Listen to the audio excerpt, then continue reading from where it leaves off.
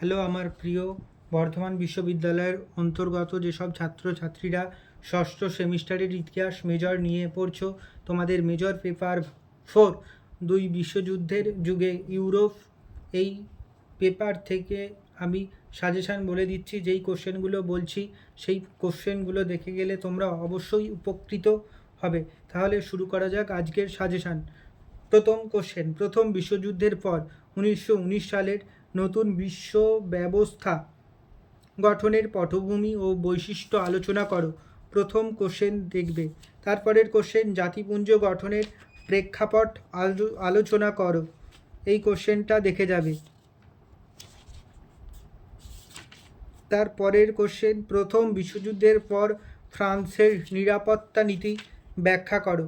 এই কোশ্চেনটা দেখে যাবে। তারপরের কোশ্চেন দেখবে, 1929 সালের বিশ্ব অর্থনৈতিক মন্দায়ের কারণ ও আন্তর্জাতিক প্রভাব আলোচনা করো। এই কোশ্চেনটা দেখে যাবে। ওয়াশিংটন নোবেল ট্রিটি এর প্রধান শর্তগুলি কী ছিল? এই কোশ্চেনটা দেখে যাবে। ওয়াশিংটন কনফারেন্সের আন্তর্জাতিক রাজনীতিতে কী প্রভাব ফেলেছিল? সংক্ষেপে আলোচনা করো। এইটা দেখে যাবে। তারপর ম্যান্ডেট সিস্টেমকে অনেক ইতিহাসবিদ কেন নতুন সাম্রাজ্যবাদ বলেছেন? সংক্ষেপে লেখো। এই কোশ্চেনটা দেখে যাবে। তারপর ভাইমার প্রজাতন্ত্রের পতনের বা ব্যর্থতার কারণগুলি আলোচনা করো। ইতালিতে বেনিটো মুসোলিনির নেতৃত্বে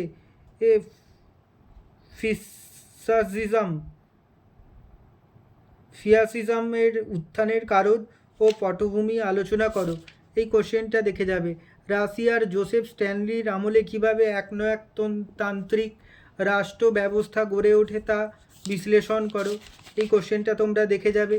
তারপরের কোশ্চেন, জাপানের সামরিক তন্ত্র কেন এবং কিভাবে শক্তিশালী হয়ে উঠেছিল তার কারণ ও প্রভাব আলোচনা করো।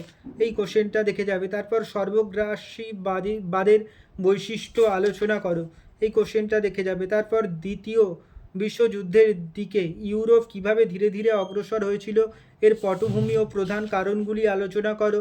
এই কোশ্চেনটা দেখে যাবে। তারপর দ্বিতীয় বিশ্বযুদ্ধের অব্যবহিত পূর্বে ও পরে জার্মানির আক্রমণাত্মক বৈদেশিক নীতি কিভাবে ইউরোপের আন্তর্জাতিক সংকট সৃষ্টি করেছিল তা বিশ্লেষণ করো। এই কোশ্চেনটা দেখে যাবে।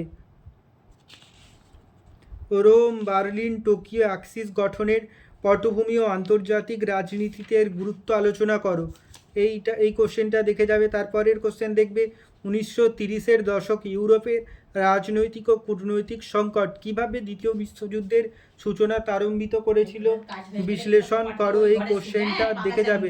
ফ্রান্সের পপুলার ফ্রন্ট মুভমেন্টের উৎপত্তির উদ্দেশ্য ও কার্যকলাপ লেখো। এই কোশ্চেনটা দেখে যাবে।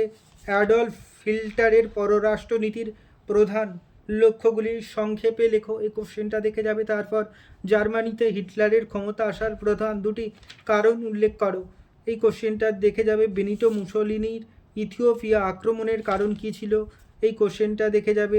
রোম বার্লিন অ্যাক্সিস প্রথম কবে ও কীভাবে গঠিত হয়েছিল? এই কোশ্চেনটা দেখে যাবে। নাৎসি জার্মানিতে পুনরায় অস্ত্রসজ্জা নীতির গুরুত্ব কী ছিল? এই কোশ্চেনটা দেখে যাবে।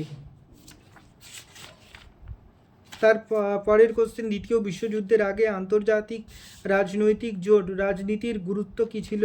সংক্ষেপে আলোচনা করো। এই কোশ্চেনটা দেখে যাবে। দ্বিতীয় বিশ্বযুদ্ধের সূচনার পেছনে ভার্সাই সন্ধির ভূমিকা আলোচনা করো। 1930-এর দশকে ইউরোপের ফ্যাসিবাদ ও নাৎসিবাদের উত্থান কিভাবে দ্বিতীয় বিশ্বযুদ্ধের পথ প্রশস্ত করেছিল তা বিশ্লেষণ করো। এই কোশ্চেনটা দেখে যাবে। জার্মানির পোল্যান্ড আক্রমণ কিভাবে দ্বিতীয় বিশ্বযুদ্ধের সূচনা ঘটায় ঘটনাক্রম সহ ব্যাখ্যা করো। এই কোশ্চেনটা দেখে যাবে। দ্বিতীয় বিশ্বযুদ্ধ বিশ্ব রাজনীতি ও আন্তঃশক্তির ভারসাম্যে কী ধরনের পরিবর্তন ঘটায় তা আলোচনা করো। এই কোশ্চেনটা দেখে যাবে। তারপর দ্বিতীয় বিশ্বযুদ্ধের পর বিশ্ব অর্থনীতির ওপর কী প্রভাব পড়েছিল? এই কোশ্চেনটা দেখবে। দ্বিতীয় বিশ্বযুদ্ধের পর উপনিবেশবাদী ব্যবস্থার উপর কী প্রভাব পড়ে? তারপর এই কোশ্চেনটা ঘুরিয়ে আসতে পারে যে দ্বিতীয় বিশ্বযুদ্ধের ফলে আন্তর্জাতিক সংস্থা গঠনের প্রয়োজনীয়তা দেখা যায় কেন? তারপরে সম্মিলিত জাতিপুঞ্জ প্রতিষ্ঠার পটভূমিকা ব্যাখ্যা করো। তারপরের কোশ্চেন দেখবে, সম্মিলিত জাতিপুঞ্জের কার্যাবলী, সাফল্য, ব্যর্থতা সংক্ষেপে আলোচনা করো।